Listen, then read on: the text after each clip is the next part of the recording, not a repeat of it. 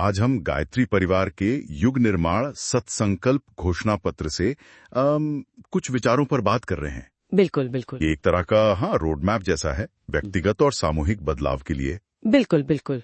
और इस road map का जो इंजन है ना, वो है संकल्प, मतलब एक पक्का इरादा। स्रोत का मानना है कि इसी संकल्प में, आप देखिए, इतनी शक्ति है कि सृष्टि की रचना भी परमात्मा के संकल्प से ही हुई। ये विचार अपने आप में काफी गहरा है। हाँ, ये तो है। तो आइए इसी संकल्प की शक्ति और इससे जुड़े युग निर्माण, मतलब एक नए दौर को बनाने के रास्ते पर जरा गहराई से बात करते हैं। बिल्कुल।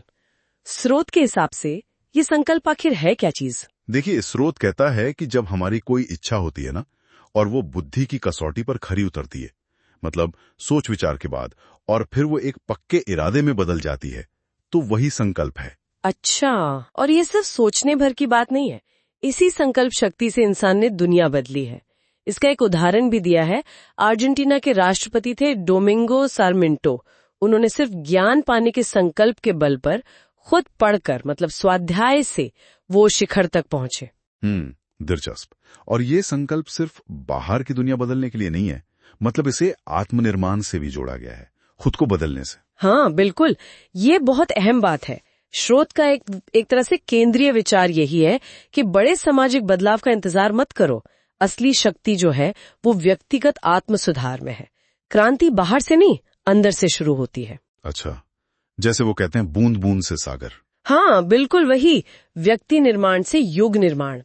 इसमें आस्तिकता की बात भी है, पर वो सिर्फ पूजा पाठ वाली नहीं। हाँ, किस तरह की आस्तिकता फिर? मतलब ईश्वर को हर जगह मौजूद मानना, न्याय करने वाला मानना, और उसके अनुशासन में जीना, हर जीव में उसे देखना, और हाँ, कर्म फल का जो सिद्धांत है उस पर यकीन करना, ये ज्यादा जरूरी बताया गया है। ठीक है। और ये जो खुद पर काम करने की बात है, आत्मनिर्माण की, इसके लिए किन चीजों पर ध्यान देने को कहा गया है? क्या ये सिर्फ दिमागी स्तर पर है? नहीं, ये कई लेवल्स पर है। पहला तो है शारीरिक स्वास्थ्य। अच्छा। शरीर को ईश्वर का मंदिर समझो, सही खान पान रखो, मेहनत करो, आराम करो, इनमें बैलेंस बनाओ। सिर्फ दवाओं के भरोसे मत रहो। संयम और रेगुलरिटी, ये ज्यादा जरूरी है। ठीक है, ये तो शरीर की बात हुई। और मन की? हाँ, फिर आता है मानसिक स्वास्थ्य, या कहिए मानसिक शुद्धि।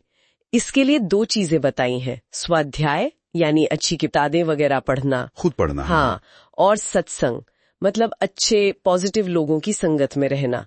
इससे क्या होता है कि मन में गलत विचारों की जगह अच्छे विचार आते हैं। अच्छा, तो ये हो गया आत्मनिर्माण, लेकिन इसका समाज पर क्या असर होगा? मतलब मैं सुधर गया तो समाज कैसे सुधरेगा? स्रोत इस बारे में कुछ कहता है? हाँ बिल्कुल कहता है। ये आत्मनिर्माण समाज से कटकर नहीं हो सकता, हो ही नहीं सकता। स्रोत जोर देता है सामाजिक बराबरी पर, जहाँ इंसान का सम्मान उसके जन्म या लिंग से नहीं, बल्कि उसके गुण, कर्म और स्वभाव से हो। दूसरों की भलाई के लिए जीना, मतलब परमार्थ, इसे बहुत महत्व दिया गया है। और एक बहुत बहुत अहम बात, अन्याय का विरोध करने का साहस रखना, हिम्मत। अन्याय का विरोध जैसे? चाहे वो समाज में फैली कुरीतियां हो, जैसे शादी में फिजूल खर्ची है, दहेज है, या फिर किसी व्यक्ति का अन्याय हो। स्रोत साफ कहता है कि अन्याय को चुपचाप सहना भी उसे बढ़ावा देना है, वो भी गलत है। ये बात तो बहुत सही है। इसमें एक और चीज मुझे बहुत कारगर लगी कि दूसरों को उपदेश देने से अच्छा है खुद एक मिसाल बनो। एकदम सही पकड़ा, कथनी और करनी में एकता। हाँ, अगर हम चाहते हैं कि समाज बदले, तो वो बदलाव पहले खुद में लाना होगा।